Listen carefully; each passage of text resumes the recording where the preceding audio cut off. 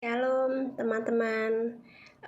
Pagi ini saya mau sharing kebenaran firman Tuhan. Ini sharing-sharing saja ya teman-teman. Ya saya itu heran ya, kenapa kok banyak sekali anak-anak Tuhan gitu, itu yang jatuh bangun terus dalam dosa gitu. Bahkan tidak hanya anak-anak Tuhan saja teman-teman, tapi juga hamba-hamba Tuhan yang saya lihat itu top-top ya di seluruh dunia ini, top-top. Bahkan yang terdengar beritanya. Lantas bagaimana yang di daerah-daerah, pulau-pulau, ya, daerah-daerah terpencil, hamba-hamba Tuhan yang tidak terblow up beritanya itu seperti apa, kan kita juga tidak tahu teman-teman gitu. Harapan saya sih mereka luar biasa di dalam Tuhan gitu, tapi banyak sekali ada yang jatuh dalam perzinahan dengan jemaatnya gitu. Saya tidak perlu sebutkan namanya ya. Ada juga pendeta yang luar biasa ya. Saya membaca bukunya saja, hamba Tuhan itu mudah sekali, katanya tuh dalam bukunya itu mudah sekali untuk dia tuh dibawa Tuhan ke surga gitu. Jadi setiap kali dia inginkan, dia seperti surga itu seperti naik turun. Surga tuh mudah sekali teman-teman gitu. Tapi dia jatuh dalam dosa homoseksual gitu. Itu hamba Tuhan yang luar biasa, yang maksudnya yang terkenal gitu ya. Sekelas juga pendeta yang sudah almarhum ya, tapi pendeta yang luar biasa, namanya Kathryn Kuhlman. Dia juga pernah jatuh teman-teman, tapi yang membuat luar biasanya, dia benar-benar mau bertobat sungguh-sungguh, bahkan mau mematikan kedagingannya. Karena waktu itu dia benar-benar Roh Kudus itu menarik dia untuk sungguh-sungguh kembali sama Tuhan. Dia berperang melawan kedagingannya itu, bergulat melawan kedagingannya itu selama 7 tahun. Saya membaca biografinya Kathryn Kuhlman itu. Namun kemudian dia menyerah kepada Tuhan karena dia sudah lelah bergulat dengan Tuhan. Saya merenungkan hal ini, betapa Tuhan Yesus sangat mengasihi Kathryn Kuhlman. Dia berusaha untuk menarik Kathryn Kuhlman. Tuhan tidak capek-capek ya. Tuhan tidak jemu-jemu. Tuhan tidak bosan-bosan menarik Kathryn Kuhlman untuk kembali pada panggilan Tuhan dalam hidupnya. Tapi bagaimana kalau itu tergantung dari pribadi demi pribadi masing-masing. Kalau Tuhan itu mengasihi semua orang, Tuhan itu tidak pilih kasih. Oh, lantas dengan Kathryn Kuhlman Tuhan mengasihi, dengan yang lain tidak. Oh, tidak seperti itu teman-teman. Kasih Tuhan itu Kasih Tuhan itu luar biasa. Bahkan dia rela mati di atas kayu salib untuk menyelamatkan. Kalau nyawanya aja dia serahkan, apalagi yang lain teman-teman gitu. Ya, jadi Tuhan itu tidak pernah pilih kasih. Tuhan mengasihi semua orang. Seandainya Kathryn Kuhlman mengeraskan hatinya, dia tidak mau mendengar apa kata Roh Kudus, yaitu Roh Tuhan di dalam hidupannya, tentu dia akan mati dalam dosa, mati dalam dosanya. Tapi puji Tuhan, Kathryn Kuhlman dia mau berbalik kepada Tuhan. Dan dia, walaupun dia sangat mencintai sekali pasangannya, ya, dia sangat mencintai pasangannya, karena pasangannya itu sebenarnya sudah punya istri, sudah punya anak, sudah punya keluarga. Tapi karena namanya orang sudah sudah jatuh cinta, tidak peduli gitu, mau itu punya keluarga apa tidak peduli. Ini loh ya, kedagingan itu seperti ini. Jadi dia sangat mencintai pasangannya, sampai akhirnya dia dalam biografinya itu dia bilang, aku memanggil dia Tuhan, karena saking dia mengasihi, menghormati, sangat mencintai pasangannya itu. Walaupun dia mengasihi pasangannya itu, dia mencintai, bahkan dia memanggil dengan sebutan Tuhan, karena dia rela akhirnya melepaskan segala sesuatu yang dia cintai, yang dia sayangi gitu. Dia benar-benar menyalipkan kedagingannya. Inilah yang membuat Tuhan itu memakai dia secara luar biasa di akhir-akhir kehidupan Kathryn Kuhlman. Ya, kenapa kok sampai seperti ini, teman-teman? Banyak hamba-hamba Tuhan yang jatuh. Padahal Kathryn Kuhlman sebelum dia jatuh dipakai Tuhan juga luar biasa, gitu. Ya, kenapa kok sampai seperti ini, teman-teman?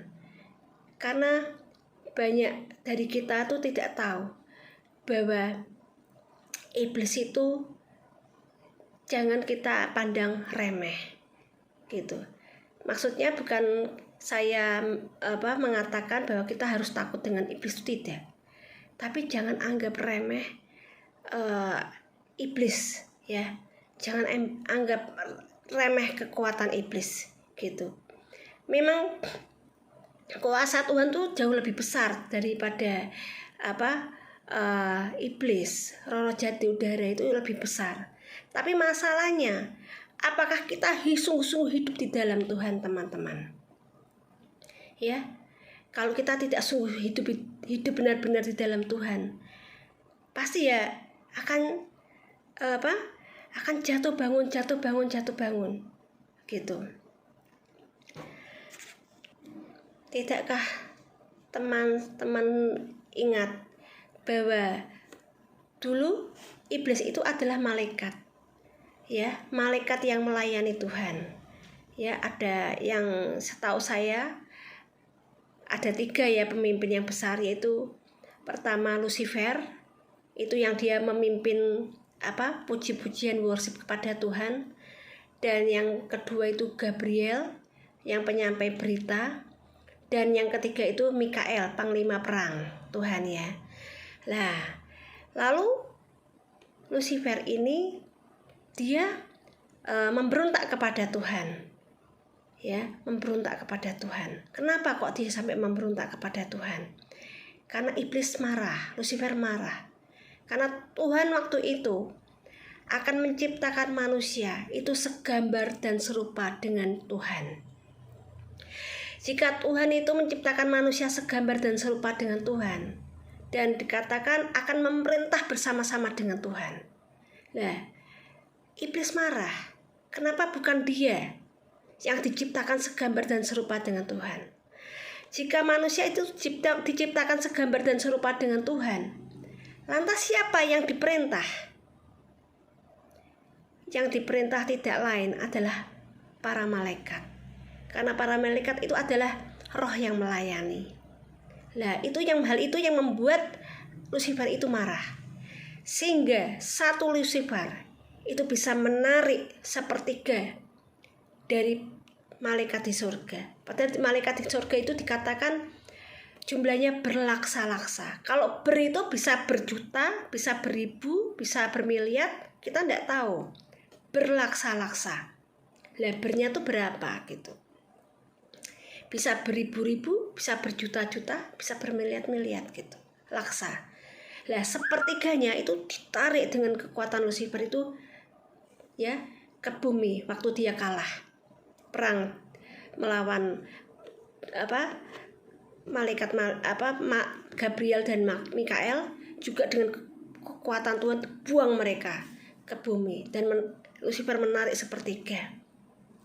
Ya. Kita baca di Wahyu 12 ayat 3 dan 4a.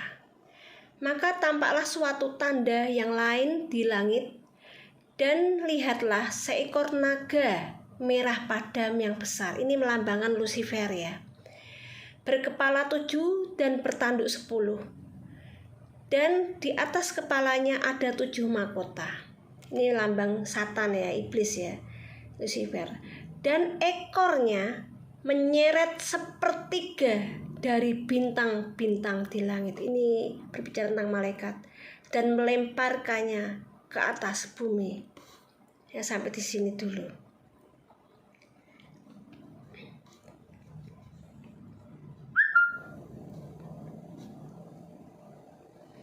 Ya, jadi kalau satu kekuatan Lucifer itu bisa menyeret sepertiga dari malaikat-malaikat di sorga, berarti di dunia ini sesungguhnya adalah kerajaan iblis tanpa manusia sadari. Manusia berada di dalam kerajaan iblis, dan iblis itu musuh bebuyutan sama manusia. Kenapa? Iblis itu iri. Kenapa manusia itu diciptakan segambar dan serupa dengan Tuhan? Kenapa Tuhan lebih mengasihi manusia? Gitu. Ya, iblis tidak mau. Dia tahu bahwa dia nanti pasti akan dihukum sama Tuhan pada waktunya. Tapi dia tidak mau sendiri. Dia mau mengajak, mau membawa manusia juga untuk dibinasakan. Gitu. Untuk dibinasakan. Makanya karena Tuhan itu tahu bahwa iblis itu kejahatannya luar biasa, dan manusia itu yang diciptakan Tuhan segambar dan serupa dengan Tuhan, yang manusia ya, yang roh lemah ya. Manusia itu terdiri juga dari roh, jiwa dan tubuh. Ya, jadi roh itu berbicara bahwa manusia itu bisa berhubungan dengan Tuhan itu dengan roh manusia kita. Dan jiwa itu adalah roh, itu bagaimana kita bisa mengetahui apa yang menjadi kehendak Bapa. Ya, bagaimana kita menyembah Tuhan, bagaimana nanti kita kembali kepada Tuhan, itu roh kita. Nah, jiwa itu di tengah-tengah, di antara roh dan daging. Tinggal jiwa ini yang tahu apa yang sesungguhnya, apa yang kita rasa, apa yang kita pikirkan, apa yang kita mau lakukan, gitu. Itu tuh berbicara tentang jiwa. Ya, apa yang akan kita lakukan itu jiwa. Tapi tubuh itu berbicara tentang daging. Ya, kalau kita tahu mobil yang bagus, ya, kita mau beli rumah, mau makan yang enak, itu yang tahu daging kita. Oh, itu mobil itu ya, wah bagus ya. Nah, itu yang tahu daging kita. Tapi kita mau melakukan apa, itu yang tahu jiwa kita. Tinggal jiwa kita tuh ada di tengah-tengah. Jiwa kita tuh ada di tengah-tengah. Ini lebih cenderung ke daging atau lebih cenderung kepada roh Tuhan yang memimpin hidup kita. Ya. Lah, kalau jiwa ini cenderung untuk hidup dipimpin oleh roh, ya, berjalan dengan roh manusia yang dipimpin oleh roh Tuhan, maka kita akan hidup dipimpin oleh roh. Dan ini yang Tuhan kehendaki. Dan kalau ini terus kita matikan kedagingan kita, lama-lama akan mati. Dan ini yang lebih dominan. Jiwa dengan roh kita lebih dominan, gitu. Dan ini sudah tidak ada powernya. Kalau ini kita matikan terus, tidak ada powernya. Ya. Tapi banyak dari anak manusia itu lebih cenderungnya bukan ke sini, ke roh, tapi cenderungnya itu ke daging. Dagingnya tuh yang dibesar-besarkan terus, dihidupi terus, ya. Lah, sedangkan rohnya enggak pernah dijaga, enggak pernah dihidupi, bahkan cenderung disakiti terus, didukakan terus, gitu. Cenderung diabaikan. Akhirnya rohnya yang jadi lemah. Rohnya lemah, no power, enggak ada kuasa, sedangkan dagingnya ini dihidupi terus. Jadi powernya luar biasa. Sehingga apa? Daging ini yang menguasai jiwa. Daging ini yang menguasai jiwa. Ya, sehingga apa? Jiwa ini ditundukkan oleh kedagingan kita.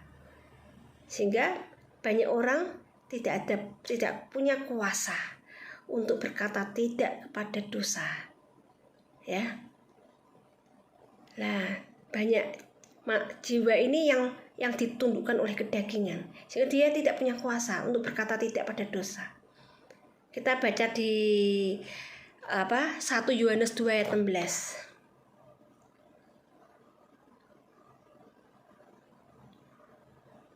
1 Yohanes 2 ayat 16. Sebab semua yang ada di dalam dunia, yaitu keinginan daging dan keinginan mata, serta keangkuhan hidup, bukanlah berasal dari Bapa, melainkan dari dunia. Ya, keinginan dunia itu keinginan daging. Sudah punya suami, kepingin orang laki lain. Begitu pula orang perempuan, sudah punya suami, kepingin lakinya orang lain, ya. Begitu pula orang laki, sudah punya istri, kepingin ngelirik cewek yang lain, ya. Wah, kalau misalnya istrinya tidak boleh dandan, ya, kamu tidak usah dandan, kamu tuh cantik kalau tidak dandan, gitu. Pakaianmu tuh loh, jangan yang seksi-seksi gitu, yang panjang-panjang gitu. Tapi di luar dia ngeliriknya yang seksi-seksi lah, seperti itu, ya. Karena biar dia yang laku, pasangannya tidak laku, gitu. Itu trik-trik manusia seperti itu, ya. Ya, dan keinginan mata, ya, wah, lihat sesuatu apa, ya, gemerlap dunia itu senang sekali, ke mall, wah, dihidupi terus gitu. Boleh ke mall, tidak ada yang melarang. Kalau kita membutuhkan sesuatu, oke, beli, tidak apa-apa, ke sana tidak apa-apa. Tapi kalau wah itu dijadikan kita hidupi terus, dijadikan kebiasaan kita, lah itu yang tidak sehat gitu, ya. Dan keinginan daging itu macam-macam, teman-teman, ya. Keinginan mata juga macam-macam. Keinginan mata nonton drama Korea, ganteng dibahas gitu, ya, ganteng, padahal sudah punya suami gitu, ya. Terus berimajinasi, wah, seandainya aku yang jadi pemeran artisnya, wah. Terus tadi 1 Yohanes 2 ayat 16, ya. Jadi seperti ini, teman-teman. Kalau jiwa kita ini cenderung ke arah mana? Ke arah daging atau ke arah roh, ya, roh. Lah, kalau kita terus menghidupi keinginan daging, ya, kita baca di Yakobus pasal 1 ayat 15.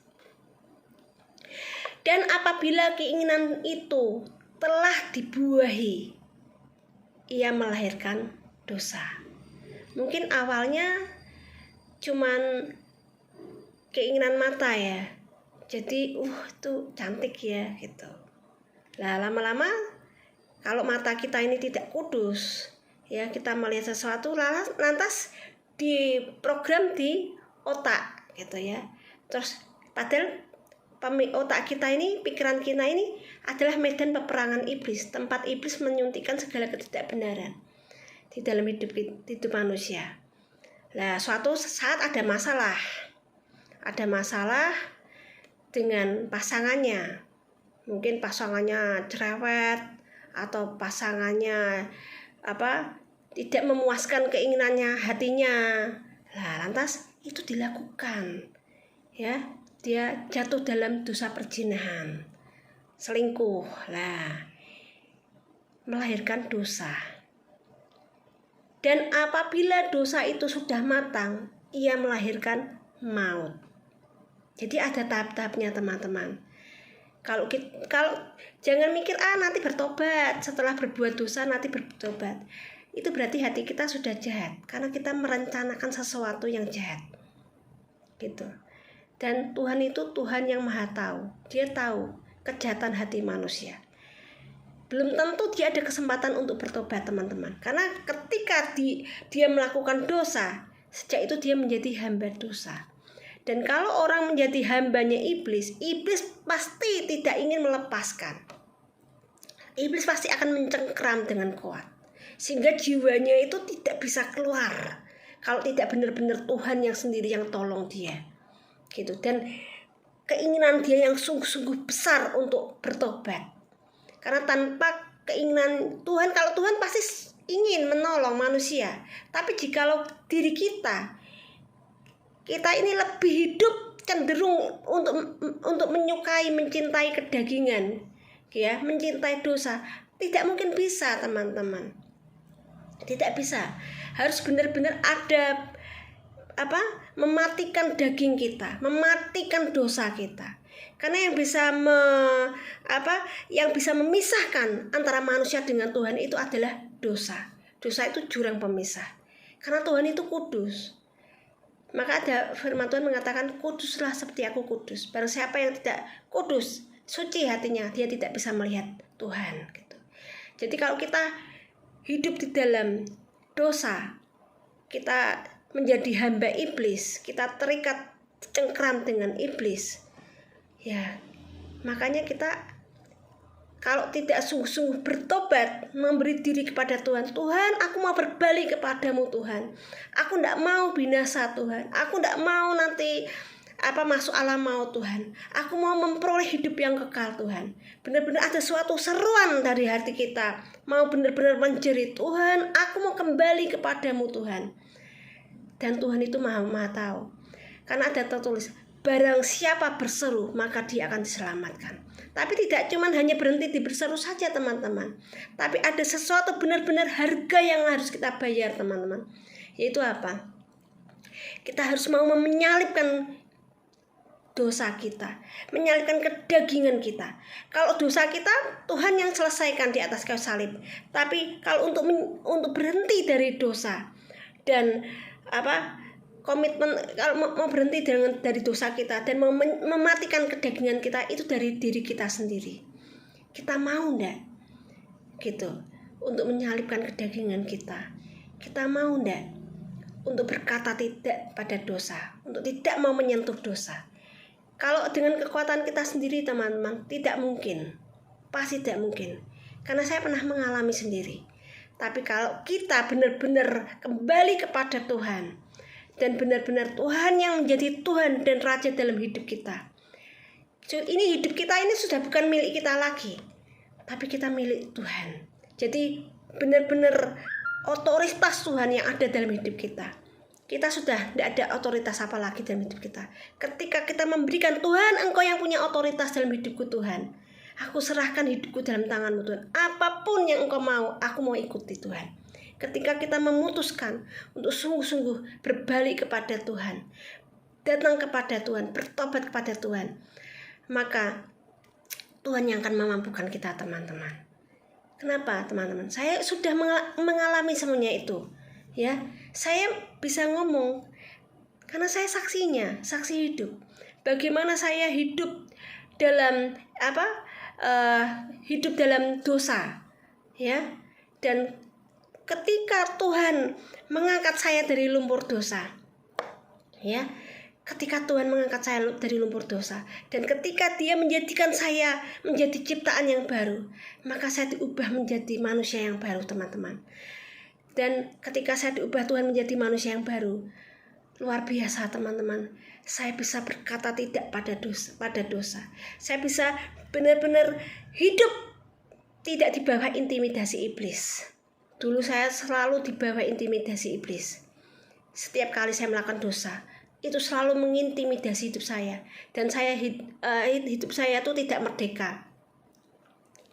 Rasanya tidak enak, teman-teman, jikalau kita hidup di bawah intimidasi iblis. Ya, sangat menderita sekali. Tidak enak hidup di bawah intimidasi iblis, itu tidak enak sekali, gitu, teman-teman.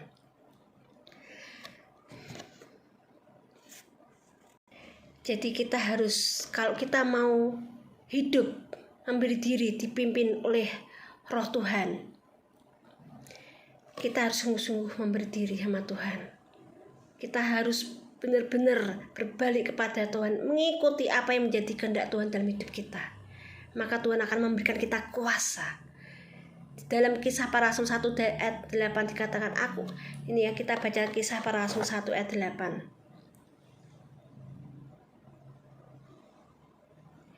Tetapi kamu akan menerima kuasa kalau Roh Kudus turun ke atas kamu, ya. Kita akan diberikan Tuhan kuasa.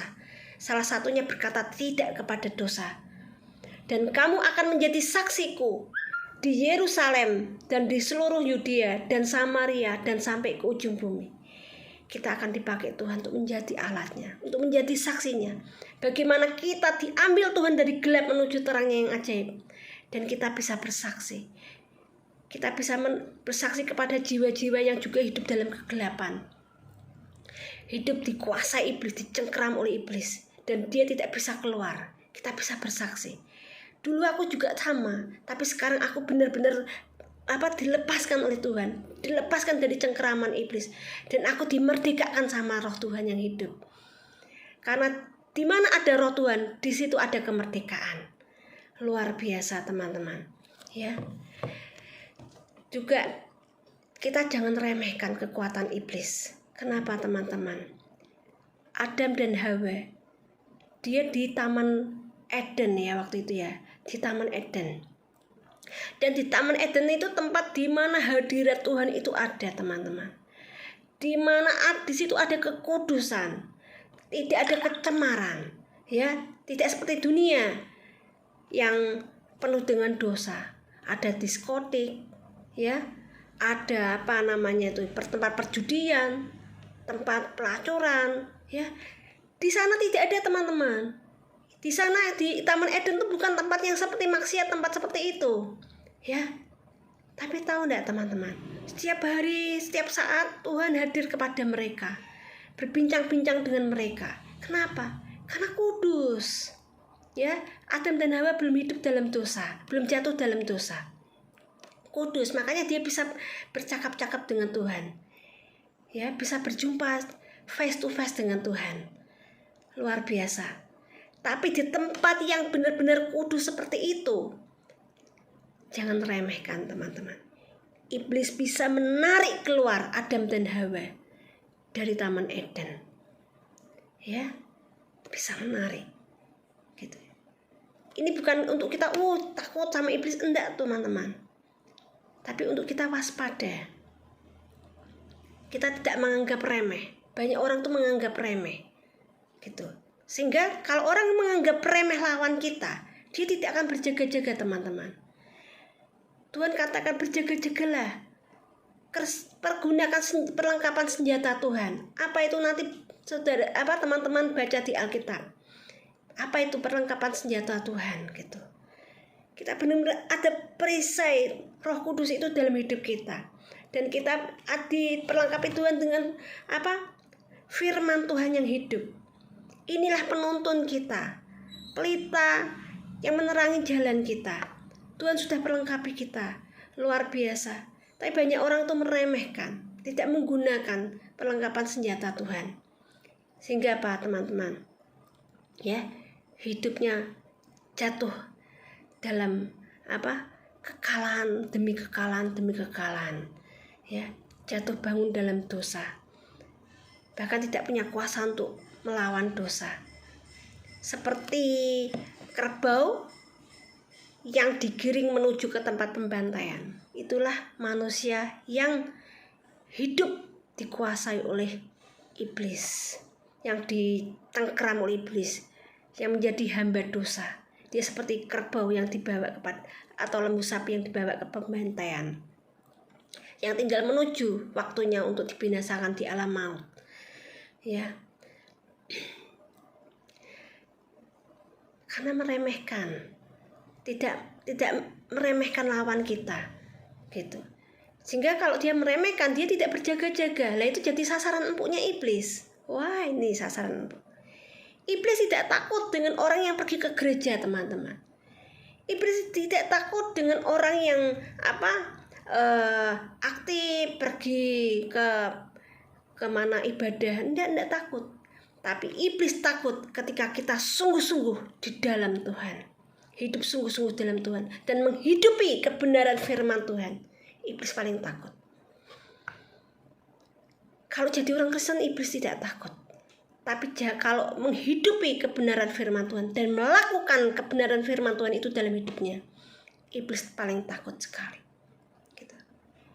Karena orang yang seperti itu, dia diberikan kuasa untuk melawan iblis, melawan si jahat. Dan luar biasanya teman-teman, iblis manusia yang sudah jatuh. Manusia itu kan diciptakan segambar dan serupa dengan Tuhan, ya, segambar dan serupa dengan Tuhan. Seperti ciptaan ya. Kalau kita gimana ya? Kalau kita di tempat apa itu malam apa kita plek, oke. Jadi ciptaan gitu. Ya. Gambaran. Bukan berarti manusia Tuhan itu tidak, tapi gambaran. Ya. Tapi ketika manusia jatuh dalam dosa, dia menjadi hamba iblis. Derajatnya tuh di bawahnya iblis. Ya. Karena manusia yang diciptakan segambar dan serupa dengan Tuhan. Wow, luar biasa. Jadi di atasnya iblis, di atasnya malaikat. Ya. Manusia tuh di atasnya malaikat. Di atasnya ini misalnya ini malaikat atau iblis ya. Manusia tuh di atasnya waktu dia diciptakan segambar dan serupa dengan Tuhan.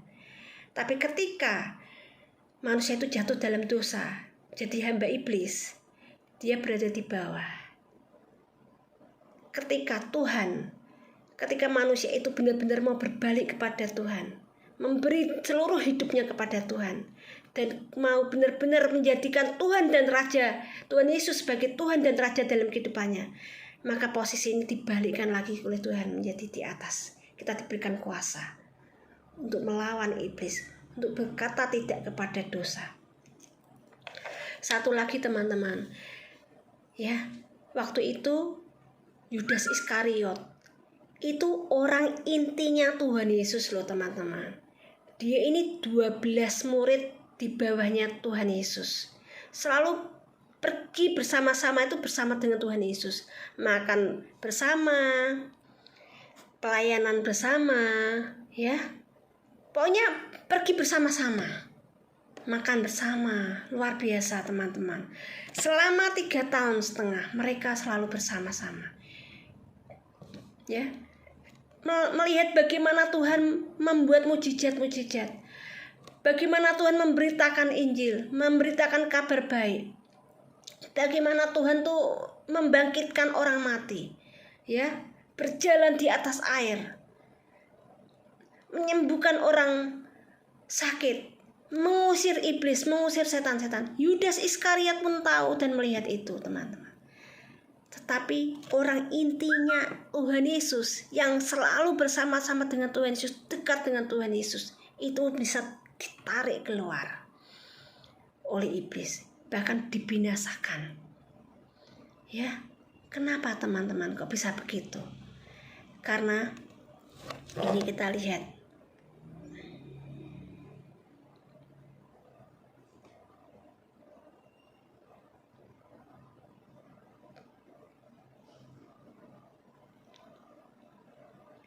karena satu teman-teman, ada ayat yaitu di Lukas 16 ayat 13. Lukas 16 ayat 13. Seorang hamba tidak dapat mengabdi kepada dua tuan, karena jika demikian ia akan membenci yang seorang dan mengasihi yang lain, atau ia akan setia kepada yang seorang dan tidak mengindahkan yang lain. Kamu tidak dapat mengabdi kepada Allah dan kepada Mamon. Ya, Mamon itu berbicara tentang uang. Ya, jadi kalau kita mengasihi Mamon, otomatis Tuhan itu apa? Tuhan itu tidak ada dalam hidup kita, teman-teman. Karena dia akan mengkhianati yang satu dan mengasihi yang lain. Kalau kita mengasihi Mamon, mengasihi uang lebih daripada Tuhan. Berarti yang menjadi Tuhan dalam hidup kita tuh sebenarnya bukan Tuhan Yesus, tapi mamon atau uang.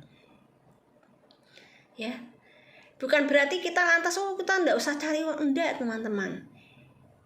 Tapi hati kita jangan sampai terikat dengan uang, dengan mamon. Uang kita pakai sebagai alat, tapi dia tidak boleh memperalat hidup kita. Ya. Dikatakan dalam Yohanes 12 ayat 6. Yohanes pasal 12 ayat 6. Hal itu dikatakannya bukan karena ia memperhatikan nasib orang-orang miskin, melainkan karena ia adalah seorang pencuri. Ia sering mengambil uang yang disimpan dalam kas yang dipegangnya. Jadi waktu itu ada Maria ya. Maria waktu itu mencurahkan 1 botol minyak narwastu dan diurapkan kepada Tuhan Yesus. Ya. Lah, si Yudas Iskariot itu gusar hatinya. Kenapa? Gitu. Kita baca di sini. Tetapi Yudas Iskariot, seorang dari murid-murid Yesus yang akan segera menyerahkan dia, berkata, "Mengapa minyak narwastu ini tidak dijual 300 dinar dan uangnya diberikan kepada orang-orang miskin?" Gitu. Ya. Sebenarnya Tuhan Yesus tahu hal ini itu dikatakannya bukan karena ia memperhatikan nasib orang miskin, melainkan karena ia adalah seorang pencuri. Berarti sebenarnya selama Yudas Iskariot itu menyertai Tuhan Yesus, hatinya tidak ada pada Tuhan Yesus, teman-teman. Tapi hatinya tuh cenderung lebih senang sama mamon. Dia menyembah mamon. Dia tidak hidup oleh spirit, tapi dia hidup oleh daging. Jadi anak Tuhan pun yang pergi ke gereja atau ibadah, belum tentu semuanya hidup dipimpin oleh Roh Tuhan. Belum tentu. Jiwanya itu lebih cenderung mengikut kepada roh, dipimpin oleh roh. Atau cenderung dikuasai oleh kedagingan. Ya. Akhirnya apa? Luar biasa loh teman-teman, si yang namanya Maria ini. Harganya 300 dinar. Bayangkan 1 hari orang bekerja, upahnya waktu itu di Alkitab 1 dinar. Kalau 300 tuh hampir 1 tahun dia bekerja dan dia serahkan hidupnya itu. Ya. Selama setahun dia bekerja itu hidupnya diserahkan untuk membeli minyak narwastu yang mahal ini dan dipersembahkan kepada Tuhan. Sehingga perbuatannya ini dikatakan, biarlah dia melakukan hal ini mengingat hari penguburanku. Ya. Dan apapun yang diceritakan itu mengingat tentang Tuhan gitu. Yang dia lakukan Maria ini. Ya, Yudas Iskariot akhirnya endingnya gimana teman-teman? Dia binasa. Endingnya dia binasa. Ya, orang yang di dalam lingkaran intinya Tuhan Yesus saja bisa ditarik keluar oleh mamon, oleh iblis, oleh kedagingan. Makanya jangan anggap remeh kehidupan dalam roh. Secara roh tuh jangan anggap remeh teman-teman. Kita lebih senang hidup dipimpin oleh roh atau hidup dipimpin oleh daging. Kita baca di Galatia 5 ayat 25. Ya, jikalau kita hidup oleh roh Tuhan, rohnya besar, baiklah hidup kita juga dipimpin oleh roh. Ya, tergantung kita mau hidup dipimpin oleh roh atau hidup dipimpin oleh daging. Kalau hidup dipimpin oleh roh, kita akan menuju hidup yang kekal. Tapi kalau kita memberi hidup dipimpin oleh daging, maka kita akan menuju pada kebinasaan, menuju ke alam maut. Saya tuh ya teman-teman, ketika saya mengalami perjumpaan secara pribadi dengan Tuhan, dan benar-benar saya tidak mau ini hilang dalam kehidupan saya benar-benar memberi diri sama Tuhan. Tuhan, Engkau yang mempunyai otoritas dalam hidupku. Engkau yang menjadi Tuhan dan Juru Selamat dalam hidupku Tuhan. Di mana ada roh Tuhan, di situ ada kemerdekaan. Hidup saya merdeka, teman-teman. Saya luar biasa, ada damai sejahtera di dalam hidup saya. Dan damai sejahtera Tuhan itu melampaui segala akal. Luar biasa tuh, teman-teman. Damai sejahtera itu bukan di mall, bukan di pemandangan yang indah, enggak. Tapi ketika Tuhan Yesus tinggal dalam hidup kita, damai sejahtera itu luar biasa, teman-teman. Makan apa aja, ya, nasi, gorengan, mau makan pakai kecap, nasi aja, enggak masalah. Kenapa? Damai sejahtera itu luar biasa, teman-teman. Damai sejahtera itu hanya ada di dalam Tuhan Yesus. Karena saya sudah mengalaminya, teman-teman. Saya rindu untuk kita semuanya juga mengalami Tuhan Yesus itu sungguh-sungguh hidup. Dia sungguh nyata, teman-teman. Dia bisa nyata dalam hidup kita. Tapi kita mau enggak benar-benar mengalami Tuhan dalam hidup kita? Kalau kita mau bayar harga, yaitu kita harus melakukan firman Tuhan dalam hidup kita. Biarlah firman itu menjadi hidup di dalam hidup kita. Karena firman itu adalah Tuhan Yesus Kristus. Jika kita mau hidup, memberi totalitas seluruh hidup kita kepada Tuhan, dan kita mau hidup dipimpin oleh Roh Kudus, dan kita mau menyalibkan kedagingan kita, ya, hidup kita yang kedagingan itu kita salibkan, kita matikan, kita benar-benar memberi diri untuk dipimpin oleh roh Tuhan yang tinggal dalam hidup kita. Maka kita akan kembali ke rumah Bapa, teman-teman. Ya, Tuhan Yesus mengasihi, teman-teman. Tuhan Yesus sangat mengasihi. Kalau Tuhan Yesus mengasihi saya, Tuhan Yesus juga mengasihi teman-teman semuanya. Kiranya renungan firman Tuhan ini bisa menjadi berkat buat kita semuanya. Jangan anggap remeh lawan kita, yaitu si iblis. Bukan berarti kita harus takut dengan iblis, tapi kita harus kembali kepada posisi kita yang semula, yaitu diciptakan segambar dan serupa dengan Tuhan. Dan kita bisa berkata tidak kepada dosa. Kita bisa mengalahkan iblis, ya. Iblis dikalahkan, kuasanya dihancurkan bersama dengan Tuhan Yesus. Terima kasih, Tuhan Yesus memberkati.